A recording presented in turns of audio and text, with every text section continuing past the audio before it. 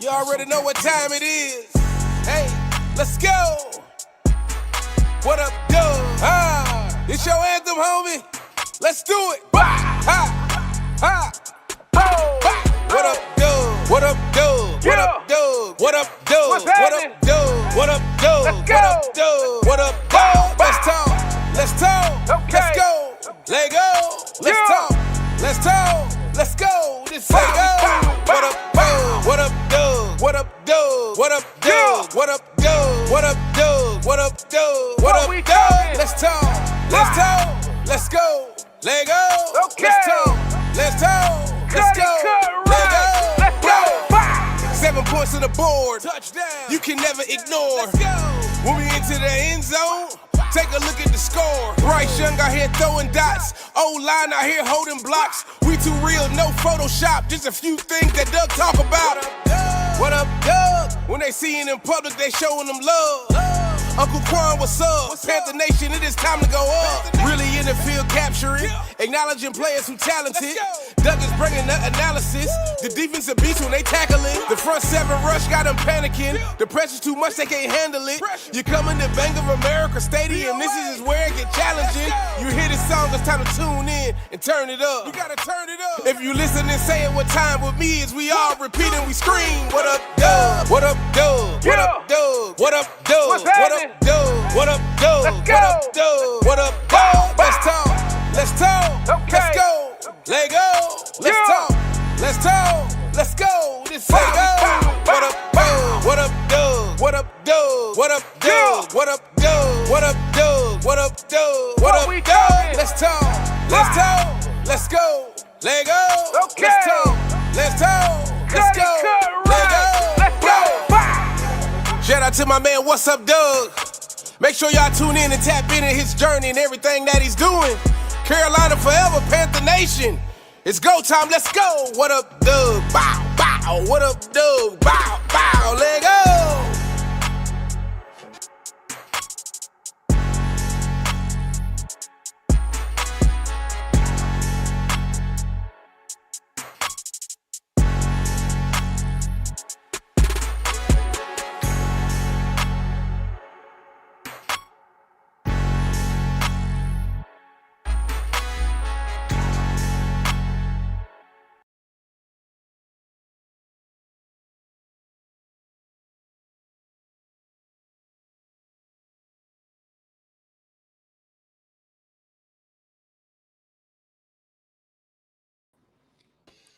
Yo, yo, yo, yo, yo, what's going on, everybody? It's your man, C. Dougie and Uncle Quan here with a live 3 up and 3 down on this great Tuesday morning. We have 2 special queens joining us today. We call them the Queens of Charlotte. You guys also know you guys love their content. We have Sheena and Vashti joining us for this special episode 8 of 3 up and 3 down. Also, before he speaks, I am so glad that my brother is up here. We have a new dad in the building. He is going to be calmed down because he just got off his shift. But we are going to bring you guys great content today. Again, with our 2 queens of the Charlotte area. Quan, go ahead and tell the people what's up, brother. What's up, everybody? What be going zone, man? It's your boy Q, aka Uncle Quan, man. Hey, as always, appreciate y'all pulling up on your boys, man. Make sure y'all hit that like button on your way in, man. Subscribe to the channel if you are new. Y'all forgive me, man. Like Doug said, I am cammed off for a little bit, man. I was running around the house this morning getting the ladies ready for the day. I look a mess. I do look a mess. You know what I mean? I got oatmeal in my beard and stuff, man. But you know, it's all good, man. We about to have us a good show, man. Like Doug said, we got some beautiful queens on the show. You know what I'm saying? Everybody in Panther Nation should know who they are, man. But if you don't, this is the perfect opportunity to pull up and get to know them, man. Once again, man, we appreciate y'all for pulling up. It's about to be a great show, man. Y'all pull up. Yes, sir, man. Like I said, this is Quan and our first live in, I would say, mid-hour work hours. So we were like, hey, you know what? Not a perfect time. Him being the dad, me being back in the studio. Let's go ahead and bring on to our favorites, 2 people that have supported us from day one, have met both of these ladies, and they have supported us seen and unseen behind the scenes. So let's go ahead and bring up one of half of Quick Blitz, and that is no other than Mrs. Sheena Quick. Good morning, Queen. How are you? Good morning. How are you guys? I'm a little, dressed down. I'm on my way to the gym after this, so forgive me for that. No, you're good. You're good. Like I said, again, Sheena and Vashai have a YouTube channel called Quick Blitz. If you guys are not subscribed, go ahead and head over to Quick Blitz. You can also hit their hyperlink in the title description and go ahead and subscribe and get them to 1,000 subscribers over at YouTube. So, Sheena, how are you this morning before we go ahead and get into it? I'm good. How are you guys? We are good. We are good. So Blessed. How we do it here, and again, like I said, I know your co-host, she already texted me, so she's gonna be on the way. But what we do is we recap the week, we give our perspective on 3 players that have their stock going up, and we give either coaches or players 3 stocks going down.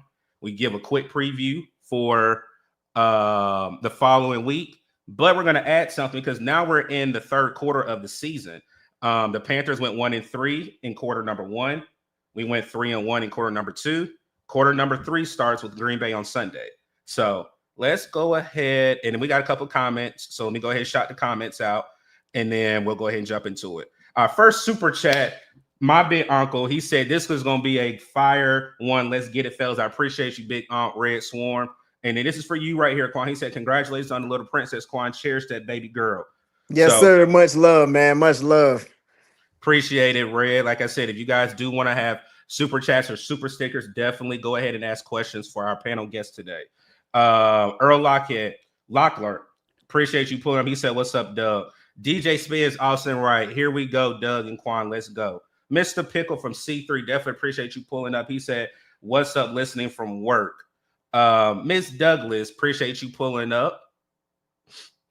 Supernova Moore, he says, C. Douglas, salute, appreciate you. And then here goes a couple of congratulations for you, brother. Supernova Moore, Austin Wright. Yes, sir. Shout out to chat, man. I appreciate y'all. Much love, y'all. Miss Is Douglas. this your first child, Quan? First baby girl, yes, ma'am. Oh wow, that's exciting. It's so surreal. It's truly a blessing. This has been the best thing that's ever happened in my life. I wouldn't trade it for nothing. Congratulations. Thank you so much. Parenthood is definitely amazing. So congratulations to you and your lady. Thank you so much. You're welcome. Here you go, Sheena. You got some love in the chat too. Supernova Moore says salute. Oh, so sweet. Austin Wright, Donna B. What's going on, Auntie? What's going on? I think it's Tone. What's going on, Tone? He said, what's good, fellas? All right, let's go ahead and get into it. So, week 8 reactions. Let me take this comment down. Week 8 reactions. Our 3, Sheena, are Rocket Misfire, and that's the reason why the title of the thumbnail is called Misfire. Number 2 is Back to Reality, and Injuries Pile Up. So, the number 1 thing is the Rocket Misfire. And what I mean by Rocket Misfire is a lot of people, and we heard you last night, so I ain't going to take any talking points that you said about a lot of people put Andy Dalton on this pedestal, and I'm going to switch.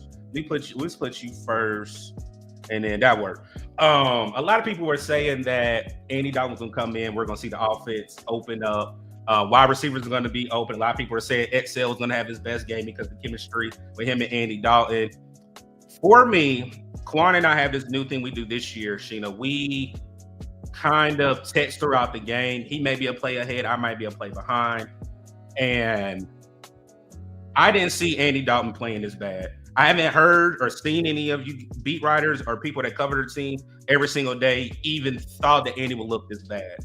And for him to come out in the performance that he did, he just looked like, I don't even want to compare him to an old quarterback that's just past their time. That just resulted into the defense being on the field, getting gashed. I even saw a stat last night. The Bills ran the same run scheme and run play 9 different times against us, and we did not stop it. So for me, it is very shocking because when everybody crucifies Bryce about turnovers, I feel like people give it a pass because he didn't have chemistry with players in practice. He's old and all this and that. But then I also hear, why aren't we playing Andy Dalton? So go ahead and tell me what you think, Sheena, then we'll pass it to Quan, and then we'll keep doing round robin. I mean, I think the biggest thing is, like you said, no one expected Andy to look like that. Andy Dalton looked I'm going to venture to say the exact opposite of what you say. You say he looked like, kind of an older quarterback. He looked like a deer in headlights. Like the game was too fast for him. He couldn't process. Even when he had time to throw, he looked confused, and people were kind of sitting there holding their breath like, is he going to throw a pick? He just looked completely disjointed, and I'm not buying the whole he doesn't have chemistry. He has 15 years of NFL experience, and some of the mistakes that we saw him make were just absolutely unacceptable. Taking that sack right before halftime, getting to the 4-yard line and leaving with 0 points, knowing that the Bills had the ball first coming out of halftime, that should have been counted as a turnover. As against his stat line. You just can't do those things. The awareness that you gather, that you gain through 15 years of experience does not let you take a sack there with no timeouts. You just can't. You throw the ball away. You do what you have to do to give your team a chance to at least put 3 points on the board. So I will say that the grace that was not extended to Bryce, I'm seeing a couple smatterings, kind of give it to Andy like, oh, well, Bryce is a turnover machine too. I don't feel like Bryce Young has looked as bad as Andy Dalton. I think the caveat and the biggest part is that when Bryce did look comparably bad, Bryce had no offensive line. Bryce was a rookie. About 4 or 5 of his pass catchers his rookie season are completely out of the NFL now 2 years later. And Bryce was a rookie. Again, he was a rookie. Andy Dalton with 15 years should not have looked that terrible. Even if he was a statue back there, was immobile, he should not have looked that bad. That was a winnable game for the Panthers, and it got out of hand quickly. Yeah. All right, real quick, I'm going to bring her in. She is not late, so I'm not going to say that. But there is another queen that's backstage. Again, like I'm going to give her the same introduction that we gave Sheena. She has been, I've seen Vashti multiple times. And every time it's like, hey, Doug, how you doing, Doug? Da-da-da-da-da. And again, like I said, Vashti and Sheena, anytime that we need something, Quan and myself need something, they always look out. Even if it's something that they say, hey, don't put something out. Or if we add some extra tidbit that's going on in practice, these two queens have always been for the people. Again, I know there's other beat writers that we've had up here, but Vashti and Sheena, we met them when we first started podcasting, and they have not changed up one bit on us. So let's go ahead and bring up the other half of Quick Blitz, and that is Miss Vashti. How are you this morning, Queen? I'm late. I'm late. Okay. Grand Rising. I looked at the clock. I just got my coffee. I looked at the clock. I was like, because I told Doug I don't work on Tuesdays. You don't. This is an exception. It is. This is an exception, Doug. We appreciate y'all too. Tuesdays. We relax on Tuesdays, Well, especially with the I know rain. that's right. If it were anybody but you guys. We appreciate. When I looked at the clock, my hair was still in a bonnet. I had to take it off. Like, for real. I said, "Oh gosh." Well, look, I'll say this. I will thank you, ladies, and you queens for doing that, because you guys went live last night. So we wanted to be their support, because again, I even heard things that I wanted to bring up today that I learned from YouTube last night.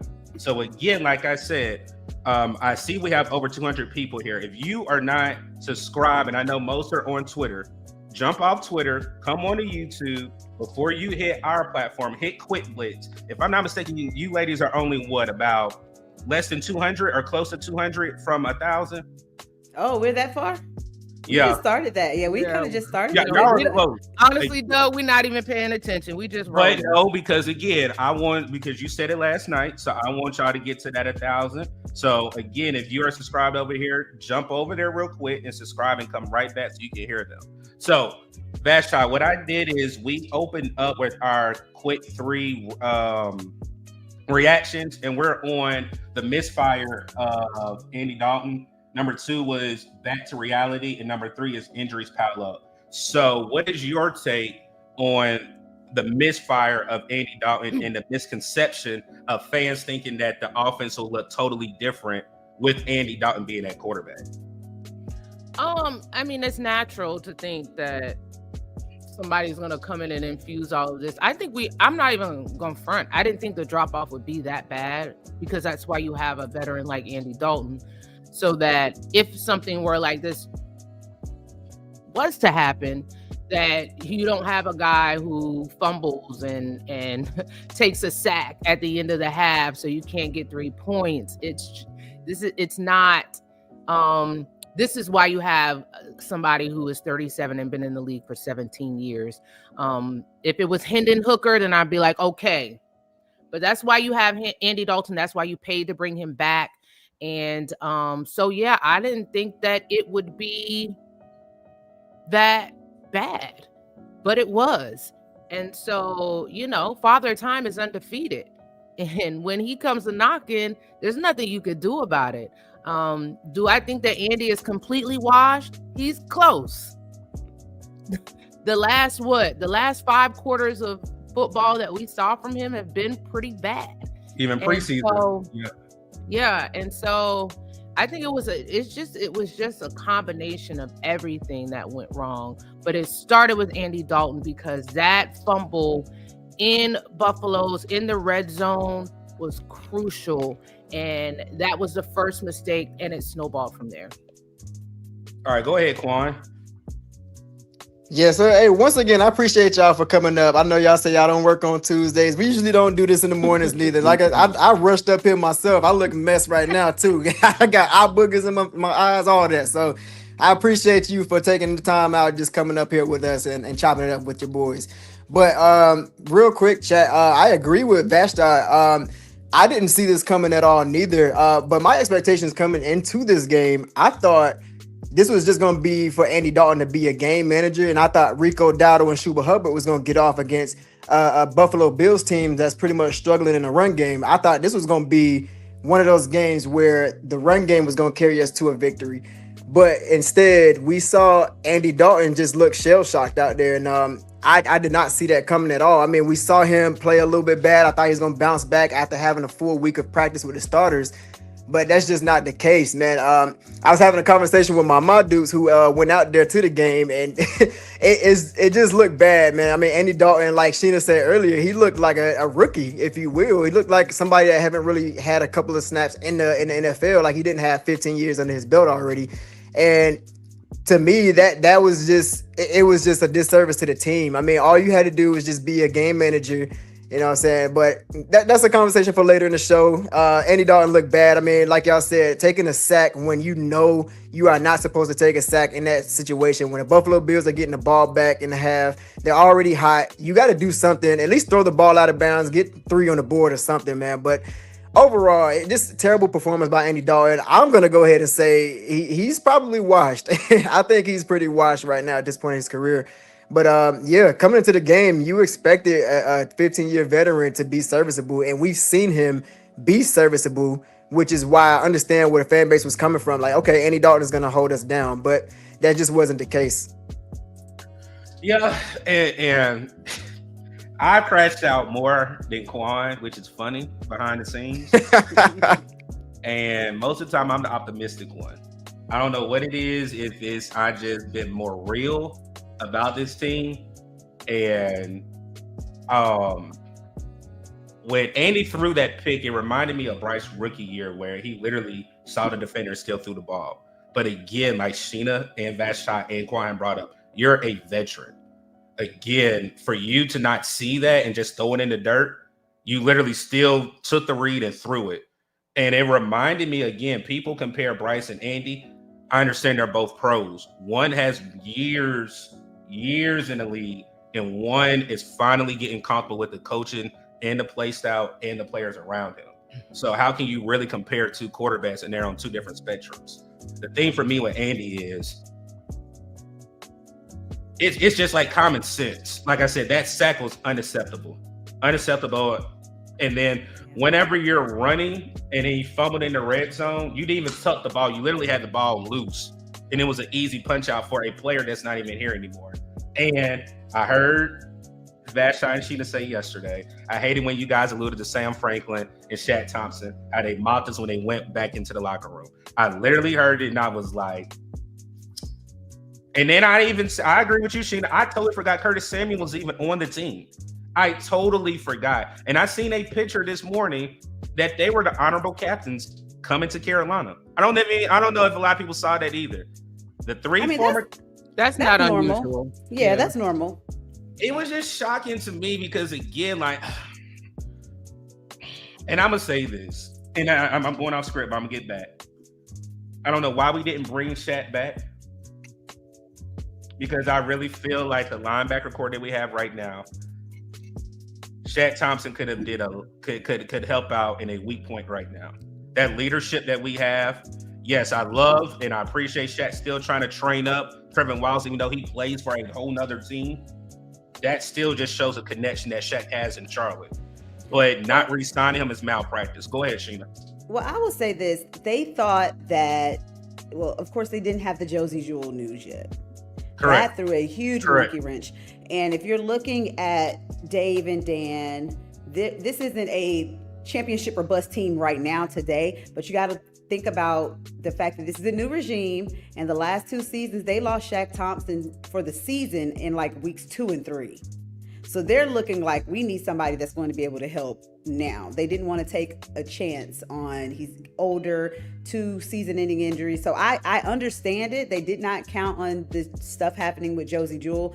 But of course, Shaq is a fan favorite, did a lot for the franchise, especially when he was healthy. And that's just one of those things that as the new regime, they kind of have to weigh their pros and cons. So I'm sure it was a difficult decision for them too, especially for Dan Morgan.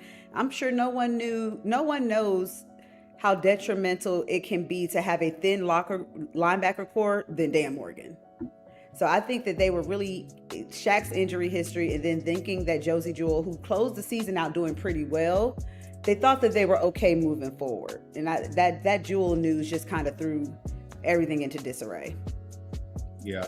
Sheena, Vashti or Quan, y'all want to talk about it? Y'all want to go ahead and go to what I got about this run? I mean, eventually you're gonna have to cut ties with your stars. I mean, it happens on every team. It's just a part of the league. We don't know how much Shaq was asking for. We don't know the factors that went into that. I don't even know if there were even discussions about bringing him back. Obviously, he could be useful for this team right now. But like Sheena said, hindsight is, 2020. And there were a lot of factors that went into why they didn't re-sign him. Then they tried to make up for not re-signing him. It's just, these are some bumps that they're going to have to take along the way. But it is what it is. You can't complain over spoiled milk at this time. That's a fact. Yeah, I agree. I mean, in this business, sometimes you just got to move on. And with Shaq Thompson, I love Shaq Thompson. I got a chance to meet him. Great guy, man. But I mean, like we said before, we don't really know what went on behind the scenes. We don't know how much he was asking for. And, also we can't ignore the injuries that was piling up over the years. I mean, that probably had to be a factor into whether or not they negotiated a contract with him. But, Josie Jewell, that threw us off guard. Like Sheena said, I mean, it's a tough world in this business. I mean, you just don't know until it happens, man. So I think really it hurt us more now, because now we're seeing the linebacker or the lack of performance from our linebackers, and now we're kind of missing that old spark in Carolina with the linebacker core. But I mean, at the time, it was a move. I understood it. I was like, okay, we moving on from Shaq. I get it. Injuries piled up, and he's getting in the older stages of his career. And again, are you willing to really pay the big bucks for a linebacker that's getting up there in age and struggling with health? I get it. Real quick, if we got any Panther content creators in here, definitely write a comment. We love showing you guys out over here when we're live. Shout out to Ump 2020 being in the chat. Definitely appreciate you pulling up, enjoying this content when we got Quick Blitz, Sheena and Vashti joining us today. Let's go ahead and go to number 2. And I think this is where Quan gonna kind of turn up a little bit. Back to reality. 19 carries, 216 yards, 2 touchdowns. The James Cook Show. Sheena, I see your face behind this slide. This is the thing that I gotta say. You run a play 9 times, and it at least eclipsed 10 yards per a carry. That is just assignment, and I think you said it too last night. Both of you ladies said it. It's gap assignment and understanding your role. This almost made me have deja vu, and like I said, I crashed out with Quan behind the scenes. This really scared me last year. And I heard where Vashti said, Sheena said it, don't give him his bouquet of flowers. You said give him a rose. And for me, this is scary because when we talk about these next 4 games, it's a reason why I put it this way. We're about to go up against a couple of running backs that can do it to 100 pop, go on a run, and it can be repetitive each week going from now into the next 4 games. So this may not be just a one-trick pony if we can't understand gap assignment and stop the run. If we stop the run, we can be in most of these games because most of these games are led by running backs. But going against 200 yards, I think a lot of people are going to try to force it now just to see if we can stop it. And again, And 8 to 9 times is ridiculous, though. How is that even a stat? And somebody looked it up and saw the same exact play 8 to 9 times. when you don't make in-game adjustments, and it's not the first time that we've had that criticism of Evero. You know, at the end of the Cowboys game, at the end of the Dallas game, JC had to say, hey, let me cover George Pickens. He had to make that determination. Evero, who's to say that Evero wouldn't have made that determination on his own? We'll never know. But he's not been a stickler for adjusting his philosophy or his scheme to fit the actual game. It's like he has the plan going in and he sticks to it no matter what, sometimes to the detriment, sometimes it works. And I'm not shocked to see a play work 9 times, because if you're not going to stop me, I'm going to keep doing it. If you're not going to do anything to throw me off, I'm going to keep doing what works. And conversely, like you said, other teams that saw that, if the OC is smart, I'm running right at Carolina. Why not? Why wouldn't you? Why wouldn't you? Real quick before you go, Vashta, shout out to Steve-O. He said hello to the 2 queens. Panthers will bounce back. Go ahead, Vashta. About them running the same play over and over again? Or, I mean, just the defense. It's just our 3 keys. Did you want to talk about the? I mean, the man said after the game he could play in a whole nother game. Yeah, and that's scary when he said that. He didn't even get touched. He got that 216 through 3 quarters. And after the game, you felt like you didn't even play in the game. That tells you all that you need to know. That tells you all that you need to know. Yeah. Quan, go ahead and get it off. Chad, I'm gonna come up on camera with this. I do it. This pissed me off. Watching this as a fan, this was so embarrassing because coming into this game, I was like, okay, run defense been on one. We might be able to hold them to, maybe under 100 yards, and our run game is gonna get off. It was the complete opposite. They ran the same exact play multiple times, like we said up here, y'all. Multiple times. Why are we not making any type of adjustments? That's the thing we've been talking about on this show. There's a lack of adjustments from these coaches that is putting this team back and holding this talent back, y'all. They had 200 yards rushing at the half, y'all. At the half, I went up, bro. I literally had to leave my house, walk like 10 blocks down, and I damn near threw my phone. I was like, I need to take a deep breath because You did. I'm about to lose it. I got a baby girl in here. I can't be crashing out on game day no more. So this really sent me over the edge, man. We got to be able, and again, it's ironic because coming into the game, I'm like, okay, our run defense improved, but this gave me flashbacks to 2024 Panthers defense.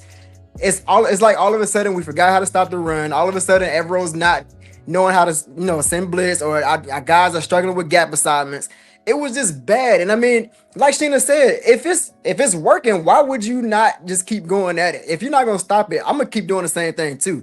As a coach, that's literally my philosophy. If you're not going to stop it, I'm going to just keep going. Why fix was not broken? You know what I mean? So Right.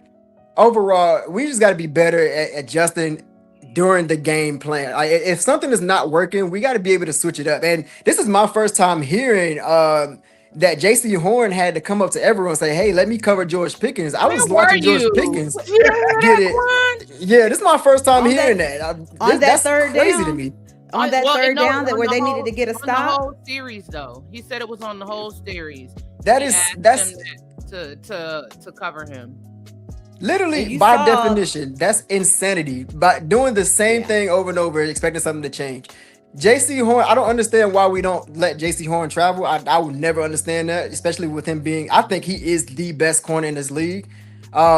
I don't understand why. Literally, the Cowboys' only weapon was George Pickens to me. There was nobody else that was a threat on that offense in that game. George Pickens had J.C. Horn been on him all game, I don't think they would have put up 27 points. That's just me. But it was interesting because on that third down where Dak had been, he was going to Pickens every third down and he was converting. It could be 3rd and 33. He was going to Pickens and Pickens was going to get 40. Like, it just was working. Right. And on that down, he didn't even look George Pickens' way when he saw J.C. Horn over there. He didn't even look at him. Exactly. Exactly. I don't understand it. We got to be better at making adjustments overall. But as far as the run game go, I was very disappointed in our run defense. Especially with coming into the game, their rush attack was not all that great. And we made them look elite. I mean, I'm not taking anything away from Cook, man. Cook is a fantastic running back, but we've had games in this season where we were able to show that our defensive line has definitely improved. Our linebackers have been playing a little bit better in the last 2 games or so, but we went right back to square one with this game, man. And it was embarrassing. All right, before we go to our third and final reaction, again, we appreciate both of the Queen Sheena and Vashti joining us for our 3 Up and 3 Down episode 8 over here at What's Up, Doug. We have a lot on Twitter. If you are not subscribed on the YouTube side, please come over to YouTube to Quick Blitz and What's Up, Doug, and the Panthers Experience, and sub up to all 3 channels, please. We greatly appreciate it, Panther Nation. So let's go ahead and go to number 3. Injury pile up, and this is what scares me. Prayers out to Brady Christensen. But before I do that, let me cam up. Prayers to Jamaica. I'm watching the news right now. I pray for those people. Again, I'm saying just prayers up to those people with this hurricane about to hit Jamaica. If anybody has family out there, it's a vacation spot. My fiance's been out there, and she was just like, it's crazy how catastrophic this hurricane's about to make Jamaica look. So prayers out to everybody that's out there in Jamaica. Now to the Panthers, prayers out to Brady Christensen. That loss for Brady is going to really hurt this offensive line Grassley.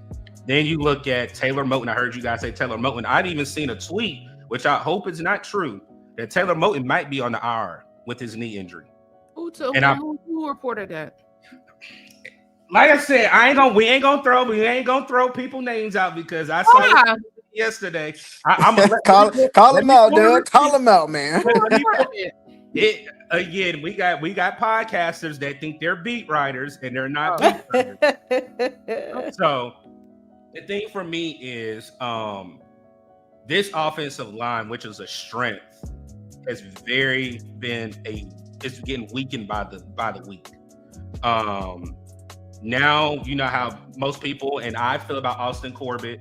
Hopefully, Kate Mays does play center. Austin Corbett needs to look better at guard than he did in New York. Chandler Zavala, do not rush him back because now I heard his window has finally opened back up. They need as many offensive linemen as they can get. What do you mean don't rush him back? You just talking about all these injuries. But I don't want him to offensive lineman on trees. I don't want him to They need you. You know the Panthers were 1 injury from putting a tight end on their offensive line. Facts. I know what you're going with. No. I know where you're going with that. Okay. So the question and the reason why I put that up there, scale to 1 to 10, and the way Vashti, I'm gonna pass it off to you first. You're already hitting the panic button with the offensive line to the depth, I'm guessing. You're already hitting it. I mean, no. We'll just have to see. I wait till the injury report. Okay, Wednesday. Taylor Moton could practice tomorrow. We don't know the severity of his injury. Christensen is done. I think Kate Mays could have gone back in the game, so we have to figure out what's going on with Kate Mays. So you just have to wait and see. So no, I'm not hitting any panic button until we find out what the injuries or the severity of the injuries are along that line. But if a lineman is close to being back, I'm not gonna tell him to chill, Doug. Facts. Sir Perk gonna be out there next. Right. But Kate was on the bike. Kate was on the bike for the rest of the game. So that's promising. He wasn't wrapped up or anything like that. He was at least biking off to the side for the remainder of the game. So I think that's good news. I'm texting y'all in the private chat to tell y'all where I got that from. And Sheena, please don't, Sheena. I'm not gonna say that. Please Not don't. you having to prep What are we y'all. protecting? What are I'm we not protecting? that bad. I'm not that bad. Okay, Am I that Dan bad? Canales. Okay, stop protecting these people. Call them I'll say out. this. What It's is the the problem? But it's the flip flopping, and Sheena, I hope we can lock eyes on that. It's the flip flopping for me with that. That's all I'm gonna say. It's the flip flopping with me with that. Well, All don't I'm put it going in to the say is private- this: there is a lot of, and not all of C3, just that guy Yeah, that you're talking about. That I was talking about last night. yeah. Cody, y'all quit It's a- playing around. It's a lot. There's a lot of racist undertones and bigoted undertones Facts. to that account. I'm just Facts, gonna put Gina. it out there. Facts, Gina. Beyond football, there's a lot of racist and bigoted undertones to that account. I'll drop the mic on that one too. That's all. There you all I'm go, saying. and let it be and say it, because we're proponents and people always say, "Oh, we don't hold back," because what? Yeah.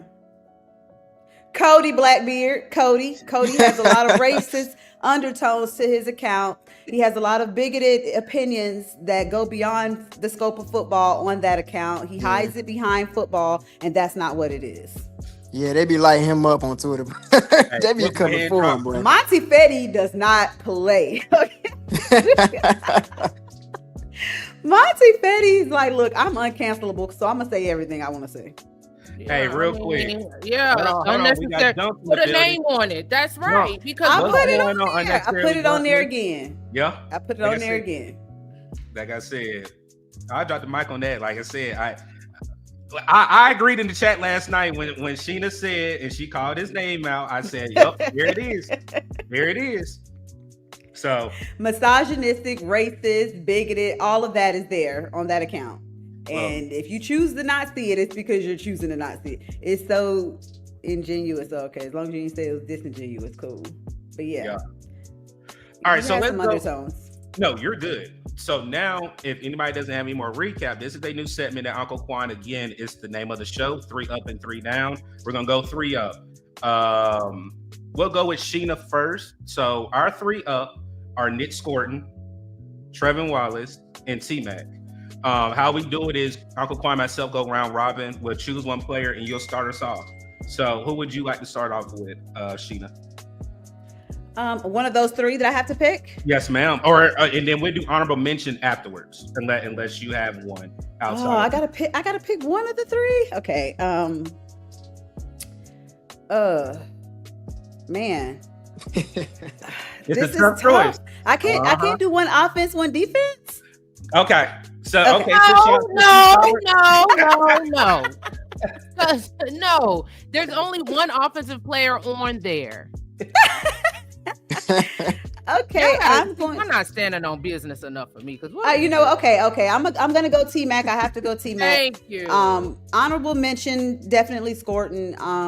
He was in position to make a lot of plays last game. I feel like he doesn't really whiff on a lot of assignments, and that's saying a lot for a rookie.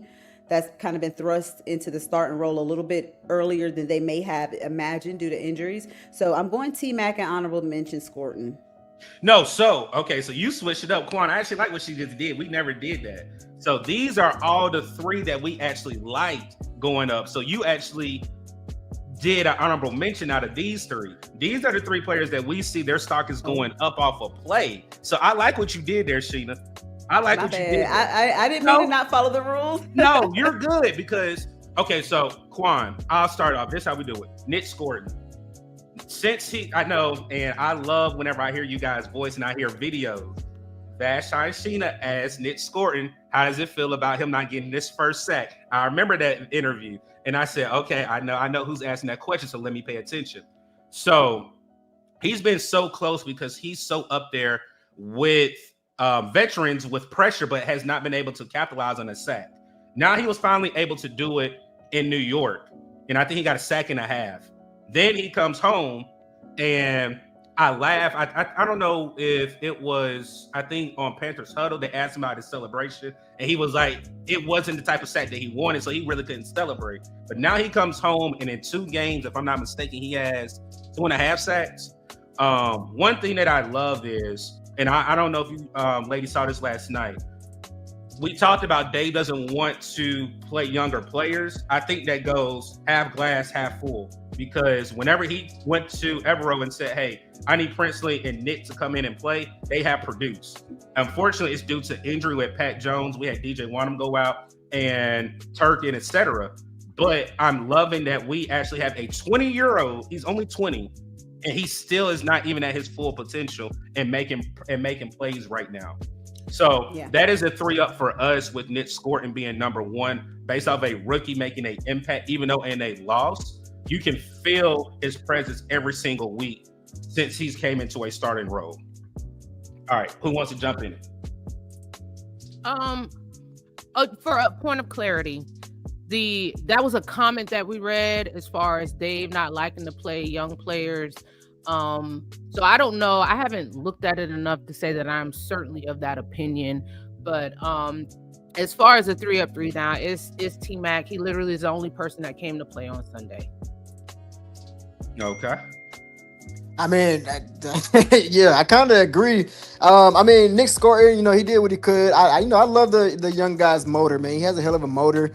I mean, we had to pick 3. That's the thing about these 3-ups, 3-downs. Sometimes it's like, I don't know, Doug. I don't know, man. But we slapped him on there, man. I think Scorton did what he could with the situation at hand, man. Underwhelming performance overall as a defense, but he was the standout somewhat. Scorton did a solid job, man. He showed up with a sack. So yeah, he did all right. He did all right, but not impactful enough. But I'm not gonna take that away from Scorton. I'm not gonna put that one on Scorton alone. But overall, solid job by Scorton. Not too much to go off of there. Let's see. Let's go to Trevin Wallace. Trevin Wallace, he had a couple impact plays as well. He had a tackle for loss, I believe. Was it a tackle for loss or a sack? He had a sack. Okay. He had him a sack. I mean, good job by Trevin Wallace. Trevin Wallace, I feel like has been struggling, at least to me, man, in the linebacker department. So seeing him make a play, and that gave me a little bit of relief. Again, just underwhelming performance by the defense overall, so it kind of overshadows their performance. But yeah, like y'all said, T-Mac was really the only one that stood out from that entire performance. I mean, you could say Rico too with the little bit of carries he had, but T-Mac, man, he showed up that game. He was the only guy that's getting open, only guy doing something with the ball in his hands. I mean, but I never had my doubts with T-Mac, man. T-Mac is gonna do T-Mac things. He did a good job, man. I mean, it's unfortunate that it's just, again, overshadowed by the lack of performance for the Carolina Panthers this past Sunday, man. Doug, I need you to highlight Ninga's comment, please. Who's? I need you to highlight Ninga's comment. Shout out, Ninga. We see you on Twitter. You be in the space. Highlight Ninga's comment, please. I still got it, man. Shout out to Doug, too, man. Doug got me that Burns jersey, too. No, he plays the other one. Dave, hold on. Right above PPP. About Lathan Ransom? No. Hold on. Go. What about Burns? Yes. Go above PPP, below QJ Smith. This one right here? One about Wanham and Burns. Yeah. Okay. Go ahead. We're in week 9. And Brian. Shout out to Burns, man. So, all right, let's keep it a whole bean. Sheena. Yeah, I'm gonna give you the platform for this one, because I might cam you up so you can repeat off of this. When we traded Brian Burns and we brought in players, like I said, I listen to certain people that follow us and show us love. I will go 10 toes down. Sheena said, y'all gonna see what you're gonna miss out with Brian Burns. So hey, speak on it, Quinn. Speak on it now. I remember when Sheena made the post. Pass rushers do not come a dime a dozen like they were acting like. They do not come dime a dozen. Brian Burns was young, and people wanted to look at his decrease in sacks that last season. Evero had Brian Burns dropping back into coverage. And if you're just going to be a stat watcher, I'm not going to debate with you. Because if you are just watching stats, you don't know what scheme they're running. You don't know what positions Brian Burns is being put in that defense, which is one of the reasons that Frankie Louvu left. The Panthers tried to pay, they offered him more than the Commanders did. He still left because he didn't feel like that scheme was tailored to his skill set. He couldn't be the best player that he could be or be as productive in Evero's scheme. Same deal with Brian Burns. Like I said, anytime you drop in Brian Burns back into coverage, I mean, I get it, every player, every now and again, but that was one of the issues with his sack numbers dropping. But too often, when players start to ask for their worth, fans get pissed. They are public enemy number one. How dare you ask for this money? How dare you do this? How dare you do that? But how dare you go to New York and have 10 sacks? And going into the New York Jets game, the Panthers were dead last in sacks. Dead last. Now, those 6 sacks that game definitely bolstered it, but at the end of the day, it was still the Jets. Someone said Burns was too soft. He sold out his own mouth. Said out his own mouth. He played not to get hurt. If you're not going to pay me, and you've shown you're not going to pay me, I'm not leveraging my health because I do need to go get paid elsewhere. For Christian McCaffrey, if we're gonna say that. Because when did I say that, Vashon? I said, hey, Christian McCaffrey's going to go on IR because this not going nowhere. Yeah, let's stop with that. So we're not going with the Brian Burns is soft. We're not going with the Brian Burns. I highlight that comment because people have short-term memory. Here it is. And that's important because there are two, and this is me talking to coaches and scouts. There are two positions in the NFL that you have to have. One is quarterback and one is pass rush. Period. And players know that. That's why Michael wanted to get that bag. And look at the Cowboys defense. Sure. So what I'm saying is when people ask for that money, you're going to have to give them that bag. Period. Yeah, speak on that too. Speak on that. And that's the thing. That's the thing with the fan base. And I've been saying that for a while now. I don't understand why people have such an issue with paying players. You know what I mean? Like you have to pay the big bucks for your stars. That's just how this league go. Like y'all said, they come a dime in a dozen. You have to play these players. I was one of those people advocating to pay for Burns. Shout out to Burns. I still got his jersey in my closet, man. I'm glad he had success over there. But I don't understand why not pay Brian Burns, especially if you turned down 2 first-round picks, rightfully so, because Burns was definitely his prime and he was on the come up. And now we are suffering for that loss. I mean, just like we were talking about earlier with the linebackers, man. But this is just even more of an impact because you need pass rushers, and now we are starting to see that we have a lack of pass rush. And like y'all said earlier, I mean, that New York game that kind of overshadows just the lack of performance from our pass rusher. I mean, yeah, we had a nice little 6 sacks, but that doesn't really show or speak to the strength of this defense. I mean, we don't really have pass rush, and now we're starting to see it really. At every single game, we seeing these quarterbacks drop back, and they have so much time, and they literally just chilling in the pocket, doing whatever they want, and they finding targets left and right. And again, I don't understand why you don't pay your players. You have to pay the big bucks to progress in this league, man. And I mean, I'm not gonna start on a Yap Fest, man, but we got to pay our players, man. We got to pay our players. Well, you know what though? Let me preface that by saying that how the Brian Burns trade went down for a bag of Doritos isn't necessarily on Dan Morgan. By the time they got there, they were completely leveraged. Everything was gone. There was nothing they could do negotiation wise. It just was what it was, because once you publicly turn down those 2 firsts, you got to pay them. And, unfortunately, and we've seen them kind of right those wrongs with, they didn't let a J.C. Horn contract extension linger.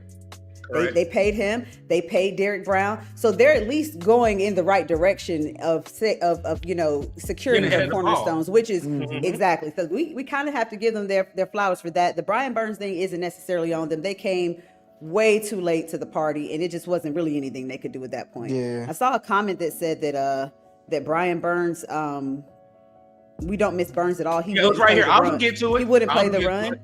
It doesn't look like anybody played the run on Sunday. Yeah, I saw that. Roadmaster. Like I said, that's one of our supporters. But like I said, we know how Panthers Twitter can get very toxic, and we know how our fans are. Yeah, but real quick, let me do this. Ricky Raines from I'm going blank. Turn. Panthers on tap is in the building. Dump from unnecessary bluntness. I did not shout you out properly. And FPFO, I think that's JJ and Terrence. And also shout out to Terrence. He just had a birthday from those guys over there at FPFO. So happy birthday, man. Happy birthday. Again, we have Quick Blitz, Sheena, and Vashai joining us. We appreciate these queens on their off day. Even dropping, we're going off script. And we're bringing you guys content. So if you are not subscribed to their YouTube, I know everybody follows them on Twitter. Definitely go to their YouTube, hit that subscribe button, turn that bell notification bell on so you can also know what's going on as well. Okay, I see that. Vasha, I got you. So let's go ahead and go 3 down. We have decision making and play calling from Dave Canales, the run defense, and Andy Dalton. And this was crash out. Like I said, when I say crash out was very bad, left and right. Well, like I said, Kwan literally said he threw his phone. I was with the fiance, and then I had to compose myself because it's like, I don't want this woman to feel like this man is freaking crazy. She don't know you? Yeah. That's why I'm like, but y'all getting married, boy. You guys on show now. What we doing? What we holding back for? That shot I had to hold because I was like, I don't know. You might as well let her see it. Man, let it out. Let the beast out, man. It was ridiculous, man. So for me, I would say there's no honorable mention from the game planning and we're going to talk about it real quick because I know Vashti has to go. The thing that I don't like is, okay, I just saw that. This splitting reps with Rico Dowdle and Chuba Hubbard. Again, I heard Dave and I saw the presser where Dave was saying it's Rico time now. We've been saying that since Chuba came back, and Chuba basically forced your hand to give a penciled in starter the job back. Rather than going with the hot hand, you did not do that. But it even goes with the play calling. Sometimes I'm just like, Dave, you're in your own head. One thing I even heard all the beat writers and people on the ground, you guys gave Dave Canales credit for opening up the playbook those last 7 games. I think he's within himself. He's stepping on his own toes and not just being free.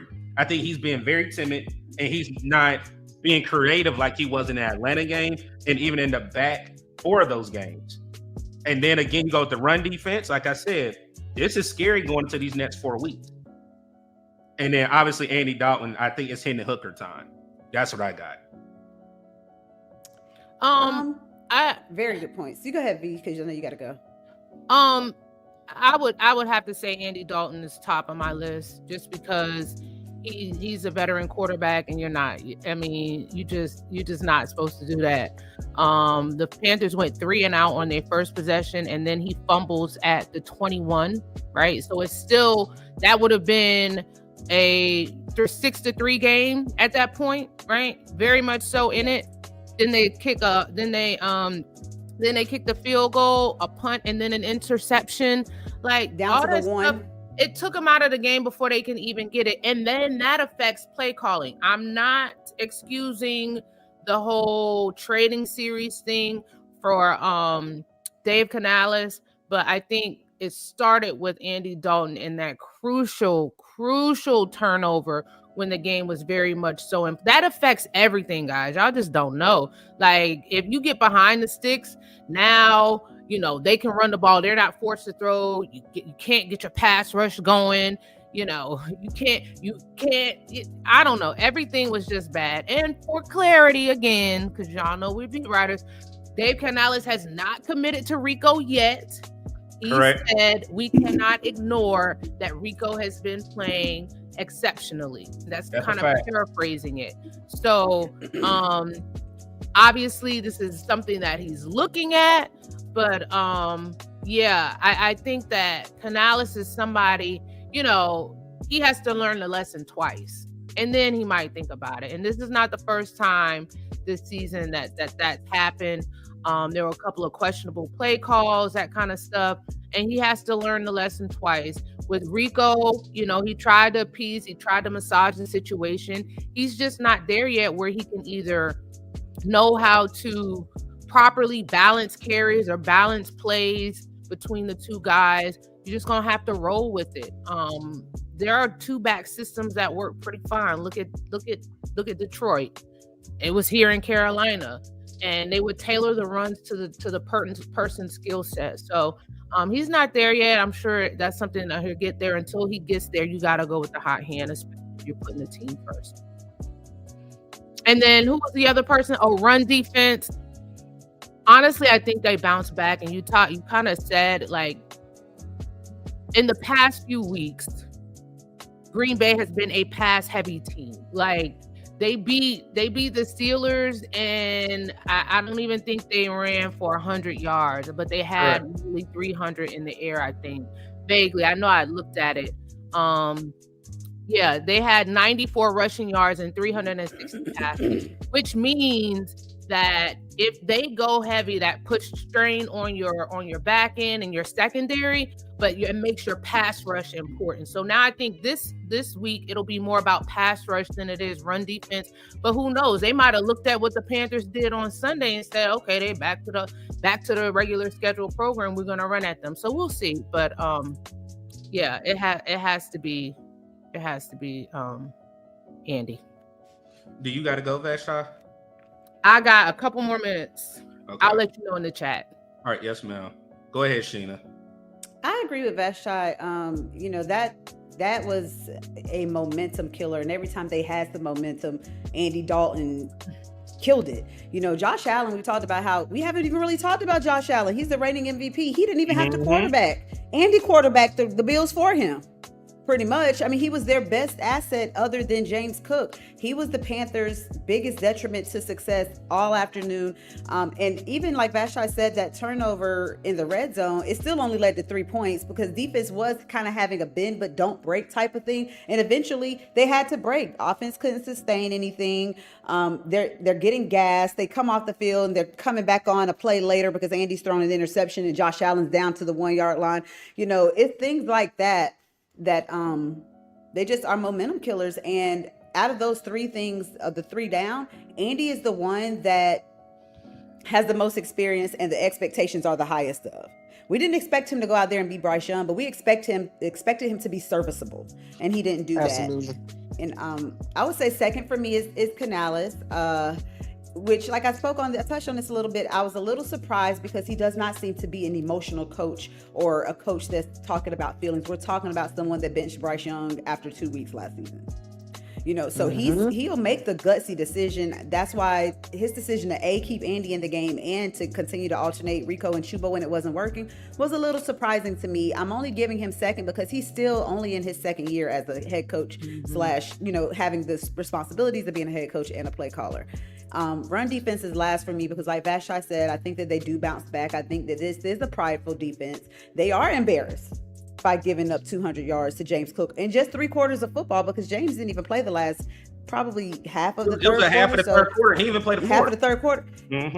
The fact that Joe Brady and Sean McDermott had mercy on the Panthers, I think that defense is going to come back. They have a point to prove. They had a point to prove. They got their teeth kicked in at home. So I do think that next week will be a bounce back game for them. So those are the order of my three. I'm going Andy, Canales, run defense.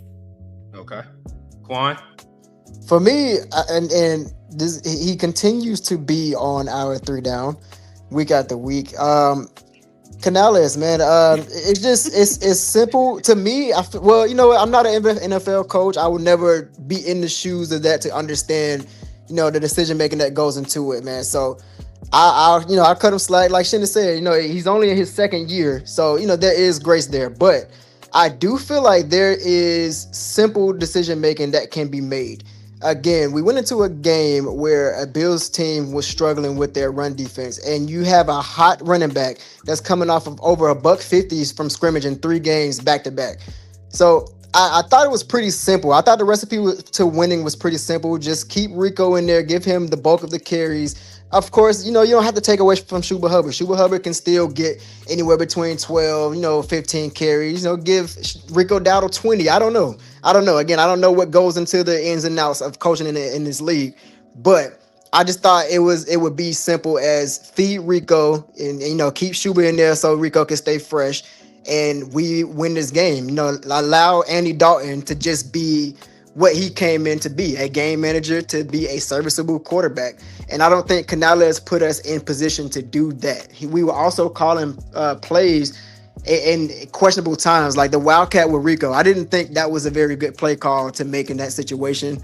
But, it is what it is, man. But Canales, I do think at times he's overthinking situations. And I think it was last week when we ran the ball we passed the ball on 3rd and 1, and then we decided to run on 4th and 1. It's just simple decision making like that, man. I mean, if you're gonna have 4 downs, you might as well run the ball on 3rd and 1, see if you can get the first or not, and then if that don't work out, okay, on 4th and 1, then you pull out your tricks out the book. But I don't know. It's just time at a time we're seeing some overthinking. Again, he is only in his 2nd year, so there is grace there. But I do think we can be a lot better with game planning and being able to make adjustments as well, man. But yeah, Canales, man, for this game, he just didn't do it for me. He made me crash out a couple times, man. But I still believe in Canales. I do like his philosophy as a coach, man. I watched how he schemed up his plays over there at Tampa Bay. I watched a couple of them, obviously here.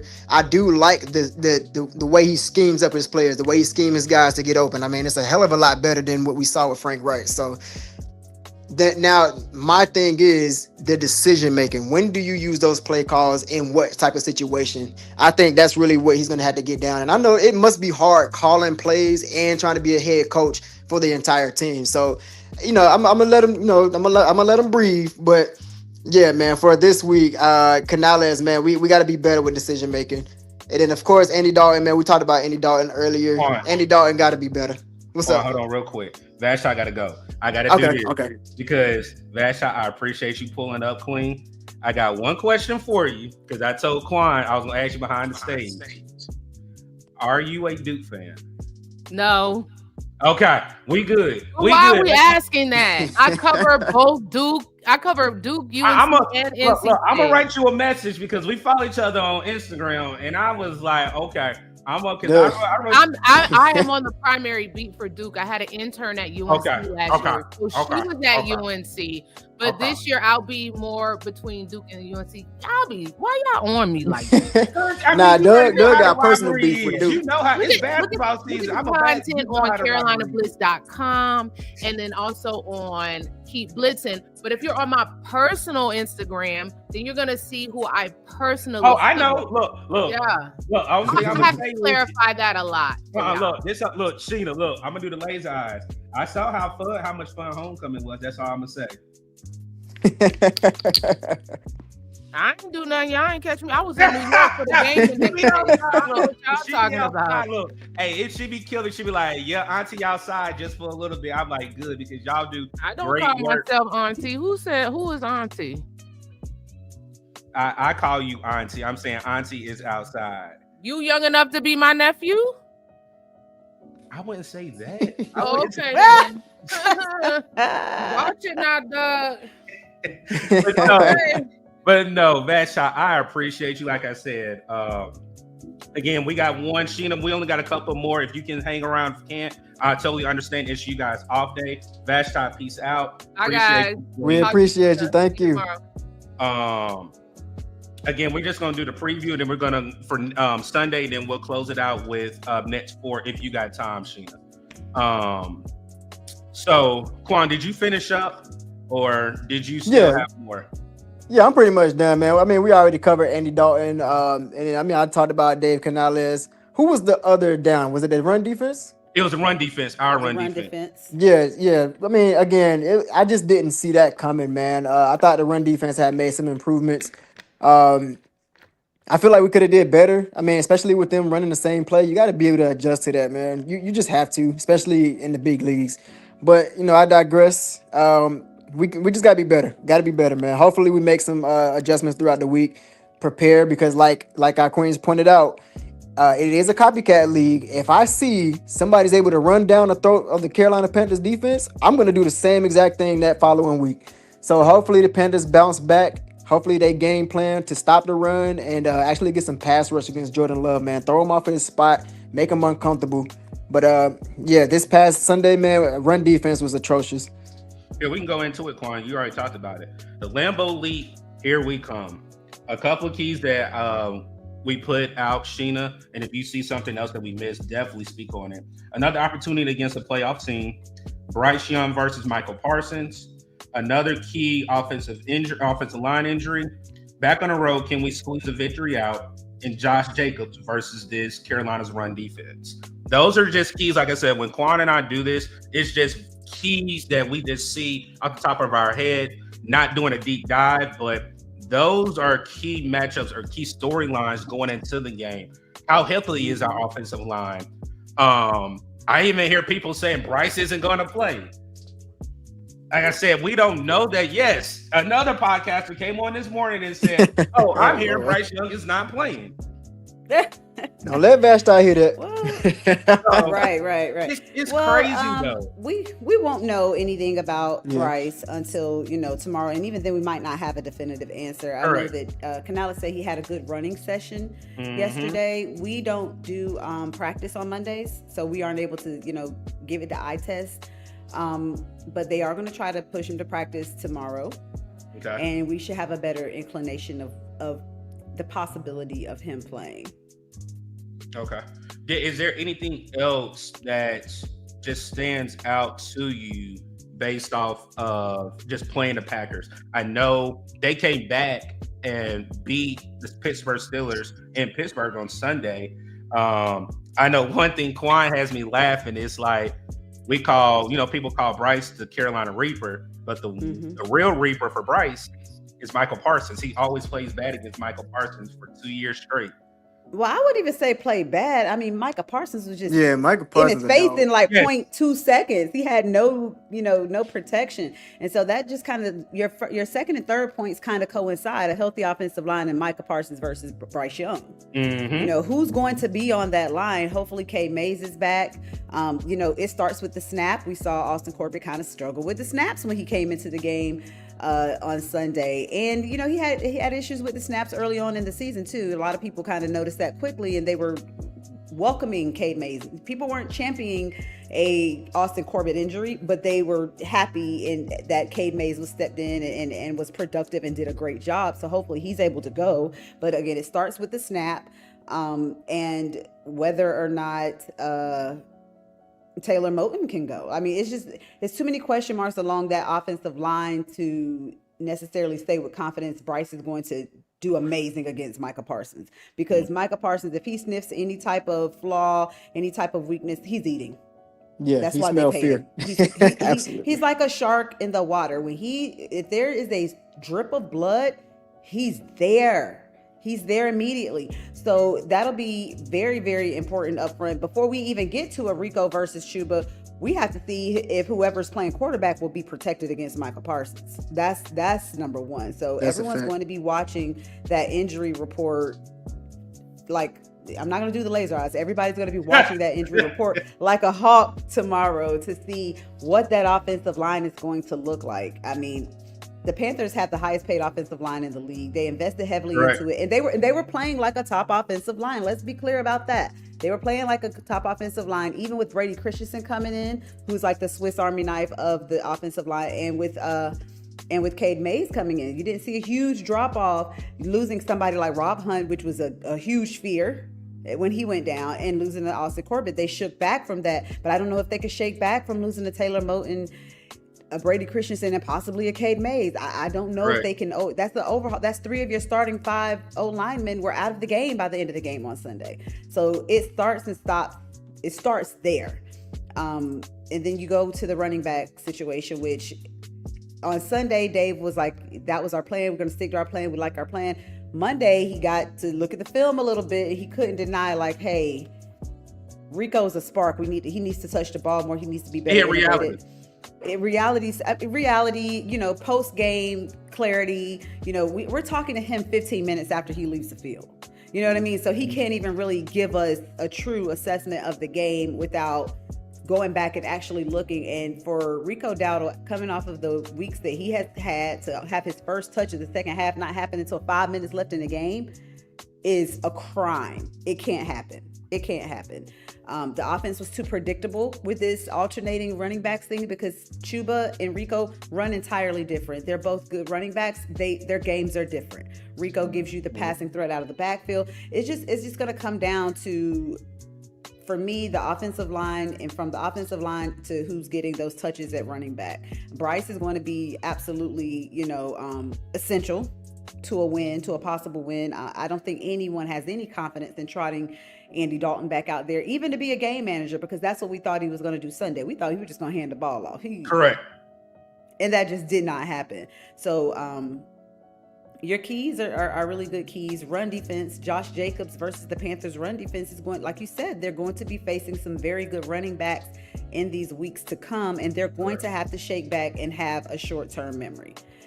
You couple that with the fact that they're on the road. The road hasn't been the nicest to the Panthers lately, but this is where those young teams find their identity. We keep hearing that I word. This is where you find your identity. You go into a hostile environment. You bounce back as a run defense. You bounce back in the run game and impose your will on the offensive side of the ball and put yourself in a position to actually make this a competitive game at Lambeau. And that's all you can ask for. I'm not saying that they should get a participation trophy and they should go in looking to lose by a little. They should absolutely go into every game with the expectation to win. They just have a couple of factors fighting against them right now. Correct. And then Quan, do you have anything? Because we really can talk about the three running backs and talking about the Packers and the slide I told you I was going to do. Because go ahead. Honestly, man, my only thing with this game, well, not my only thing, but my main thing with this game, man, like we just pointed out, that the offensive line, I mean, when you have so many injuries and you have so many rotating offensive linemen, it ruins the continuity, man. And when you have a beast like Micah Parsons on the other side, they are literally going to game plan for that situation. I mean, this is a guy who can literally line up anywhere on the field, and he's going to take advantage of those weaknesses on the offensive line. And there's definitely going to be some weaknesses given that we have injuries on this offensive line, man. So that's really going to be key. And also, just making sure that we are not going drive by drive with these running back splits, because that is way too predictable. Even for myself, just watching behind the TV screen, man, it's just too predictable. You got to be able to switch it up. I don't mind the splits. I mean, I love the idea of the splits because, again, I truly believe that Chuba Hubbard is a great running back. He's a very serviceable running back, but you also have a bell cow in Rico Dowdle, and it's a disservice not giving him the bulk of the carries, man. So I'm looking for them to do a better job with the running back splits, and hopefully the offensive line can hold up, be at least serviceable, and having Bryce back is going to be big, man. It's going to be big. For at least giving us a winning shot or a competitive shot, man, at this game. Because Andy Dalton, man, he showed us this past Sunday. I don't have any trust in Andy Dalton at this point in his career. He can't do it. He can't do it. I mean, it's done. Yeah. It's done. And then let's go ahead and go into it because Sheena literally, she hasn't. I don't think Sheena, I even sent you this slide. Yes, Michael Parsons is number one because of the relationship Michael Parsons. Yes, Quan already see what I'm getting at. Yes, New Orleans, you have Alvin Kamara. Atlanta, you have Algier and Bijan Robinson. Then you got Monday night with C-Mac, which he's going to have a revenge game. He's going to be ready to turn up.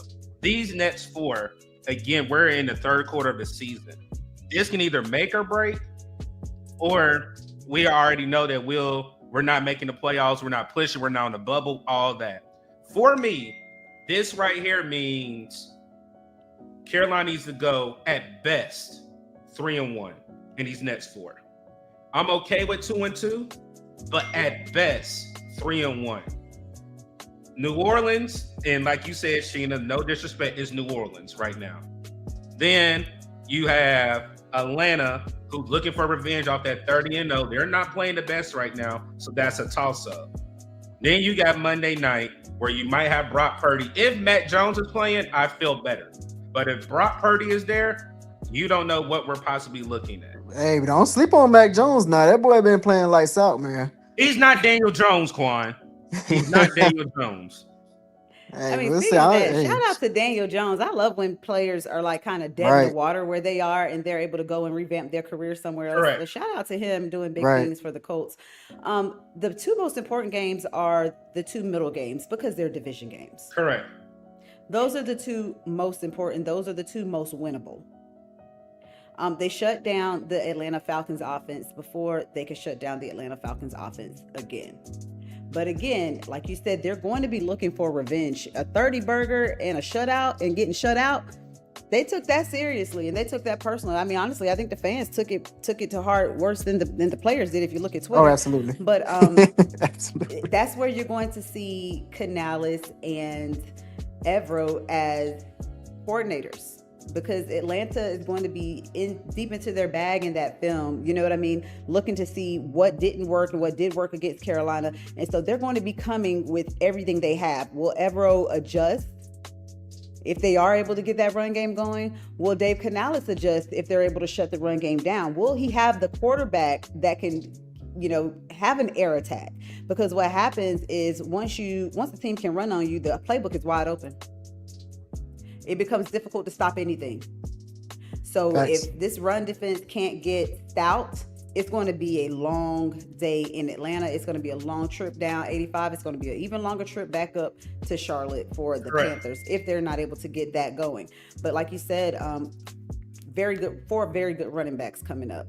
And it's going to start and stop in the trenches. You have to stop the run. If you cannot stop the run, you can't stop. If you can't stop the run, you can't stop anything. Facts. And with these games, like, let's really be real. The Saints, I'm not talking about Green Bay. I'm not chalking it up, but again, like Sheena said, these two games in the middle are important because they're division games. That team is behind Alvin Kamara. You shut Alvin Kamara down, they're already in a quarterback carousel right now. Because I think I heard on you guys' show last night that Spencer Rattler got benched. He did get benched for Tyler's show. So I mean, and of these games that these next four games that you brought up, the Niners are a toss-up. You don't know who's going to be a QB. Correct. But the Packers, if you are able to shut down a Josh Jacobs, Jordan Love is a very more than capable quarterback. Correct. The Saints, if you shut down their ground game, their run game, you don't know. Their quarterback isn't as scary. Mm-hmm. Whoever it is, if it's still Tyler Show, he's not going to just light you up. Mm-hmm. Michael Penix Jr., we don't know. It's a question mark. It's a question mark. You don't know what he's going to do. If you're able to shut down Bijan, you don't know if Michael Penix is going to have a legacy game. If he has a game like he had in Charlotte where he got benched for Kirk Cousins, and right now he's actually dealing with an injury too, Penix is. So Cousins started that game for Atlanta. So you have to look beyond them shutting down the run game. Will that quarterback be able to get an air attack going against us if we're able to shut down the run game? Correct. So it's just a lot of different caveats. It's to me, it's like cat and mouse because again, I do agree with you and Vashti saying that it's defense, and I love what Derek Brown is real. It's like we got our ass beat. Like, what y'all want me to say? Like, come back, come in the building. It's assignment, execution, go play. So, again, my heart says 3-1. My head says 2-2. We go 2-2, I'm okay with it. But I'd rather go 2-2 with those two wins being in the division. In the middle. Yep, in the middle, rather than you're getting splitting in the middle and then you win on Monday night. So for sure. That's me. Quan, what you got? Man, I couldn't agree more with Sheena. When you are able to run, and this is at any level of football. I coach Pop Warner. This is true for Pop Warner as well. When you are able to run the football successfully, it puts so much stress on the opposing team's defense because, again, you are able to open that playbook. You have to move around pieces on your defense, and if you're playing in the box and you got a capable quarterback, it's going to make it easy for them to go over top. You know what I mean? So being able to shut down the run game is going to be key, especially going against these elite running backs, man. It's looking scary to me, especially coming off of this performance from Sunday. I hope again, like I said earlier, I hope we make some adjustments throughout the week. I hope we figure it out on the run defense, man, because it is going to be a long 4 weeks if we are not able to do something with this run game. Because, again, we have teams that are capable of running the ball. And then, like you said, Atlanta's probably coming for blood. I mean, we've been picking on them all. Yeah, we've been picking on Atlanta real bad. I mean, for the last however many months. Yeah, I'm guilty too. Guilty too. I have no regrets. Even if, what I'm saying, whatever the result of the game, the next game, I'm still gonna pick on them. But I'm still popping. Yeah, like I'm still popping. I still have my ops receipts. Like I have those. Absolutely. Like they're not going anywhere. Absolutely. But I'm pretty sure that they took it personal. They took that 30-0 loss personal. Fan base, the organization, the players, all that. They took it personal. So they're gonna come with a different type of performance, different game plan. I mean, you even saw it. Somebody mentioned it in the comments, man. They said, what did they say in the comments? Damn, they're gonna try to do what the Bills did. Yeah. They said they're gonna do what the Bills did. I mean, it's on tape now. Everyone is because it worked. Exactly. And I mean, that was Tone that said that, Quan. Okay, yeah, shout out to Tone, man. Shout out to Tone, because I mean it's a copycat league. And then if I see it's not working, I'm gonna do the same exact thing as an offensive coordinator. All right, well, I'm coming at the Panthers run game or run defense. So we got to be able to tighten up, man. We got to get right, especially for these next 4 weeks, especially those two in the middle, man, those 2 division games, because that's gonna be key for us trying to sneak and play a wild card spot this year, man. So we got to tighten up. Look at Unc in the chat, man. Shout out to Unc, man. Hey, but this has been a great episode. Again, I appreciate everybody that has pulled up. Sheena, I appreciate you reposting. We have over 1,400 people. I know most people are on Sheena's page. If you guys do not follow Uncle Quan and myself on Twitter, please just hit that follow button. Also, subscribe to Quick Blitz with Sheena and Vashti. Also here at Wassup, Doug, we're almost at 2K. If you're not subscribed over here, once we hit that, we are going to do a jersey giveaway for our subscribers and a members only giveaway as well. We did not shut out the members because we just wanted to enjoy talking football for our first live in midday, almost noontime, because most of the time, like Quan said, we go live at nighttime, but we wanted to definitely give you guys some love. Do this live with Quan being a new dad, bringing our 2 queens of Charlotte up. And again, I appreciate everybody joining us. Sheena, can you tell everybody? Oh, I'll shout this out. Quick Blitz will be live every Monday, if I'm not mistaken, at 7 p.m. now. Yes, because we just want everyone to get a chance to like watch it live, and we know people work. Then you get home, you have your kids, you got to cook, you got to eat. So we settled in at 7, being like kind of the sweet spot, not too late, not too early. So that's the time that we're going to aim for on Mondays at 7. And of course, we have our halftime space on Twitter that a lot of you guys pull up to, and yes, shout out to y'all. Y'all pull up no matter how bad the game is going. Y'all pull up to that halftime space and give really, really good insight. So we appreciate all of you guys. Correct. So is there anything else you want to shout out, Sheena, before Quan gets his last words and we close out the show? That's all I got. This is my tribe. Everybody knows where to find me. These are my people. Absolutely. Like I said, we appreciate y'all. Like I said, on their off day, that's the thing that it's all about love. Yeah, I actually wanted you to laugh when I said that because, again, like I said, I was driving, coming back from the fiance's place and coming back, and I was like, Quan, I was like, we might just cancel record. He was like, nah, see what they say. Vash, I was like, hey, y'all want to do tomorrow morning? And then she was like, it's our off day, but we'll love to show up and pull up for the fam. So I appreciate you guys from the bottom of my heart because you did not have to do this on your off day to definitely go ahead and Roadmaster, it is Quick Blitz. I'll write in the chat for you. And then let me go ahead and pull their YouTube up. Quan, talk for me real quick while I go ahead and pull their URL up. Oh, yes, sir. Yes, sir, man. Great show today. First of all, we greatly appreciate the chat, man. That's really an understatement, man. We appreciate y'all every single day, man. Just pulling up, showing that love day in, day out. Shout out to our members over here at Wassup, Doug, man. Y'all have been showing mad love.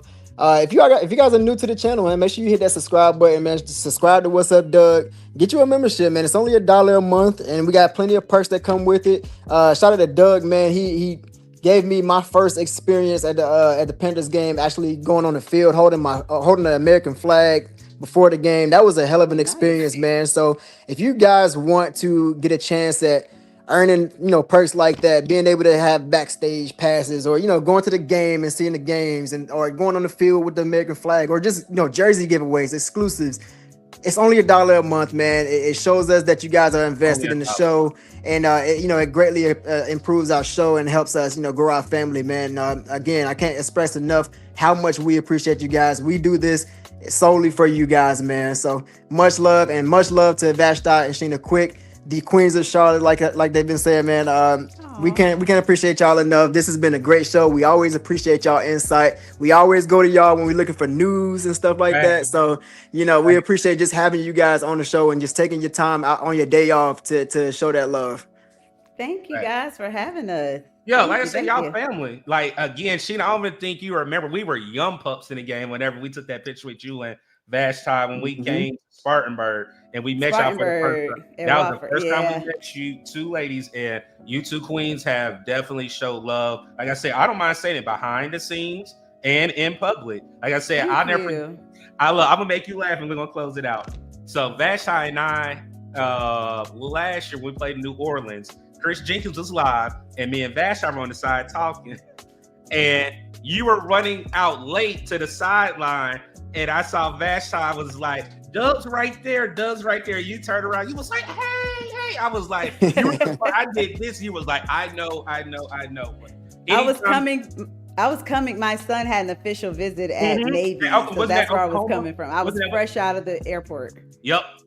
So, like I said, anytime that we see these two queens, they show love. They definitely make sure we're good. So, again, anytime that you ladies want to come on, we will always be there for Quick Blitz. Always be in the chat, always supporting you, two queens. But I appreciate the love that you guys have given back to us. So thank you.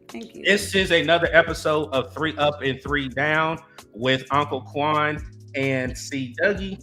Let me know where this comment at. So again, we may not do live again. This is something new. Quan is a new dad. Quan was like, Doug, let's just go live. And I said, hey, let's do it. So 3 Up and 3 Down will either be premiering Mondays or Tuesdays, just depends. So you got to hit that bell notification bell. Definitely make sure that you are subscribed and also following us on Twitter. So again, it's C Dougie and Uncle Quan. As we say, keep pounding, be safe. Until next time, peace. One love, chat. You already know what time it is. Hey, let's go. What up, Doug? It's your anthem, homie. Let's do it. Bah, ha, ha, ho. Bah. What up, Doug? What up, Doug? What up, Doug? What up, Doug? What up, Doug? What up, Doug? What up, Doug? What up, Doug? Let's talk. Let's go. Let go. Let's talk. Let's go. This say go. What up, Doug? What up, Doug? What up, Doug? What up, Doug? What up, Doug? What up, Doug? What up, Doug? What up, Doug? Let's talk.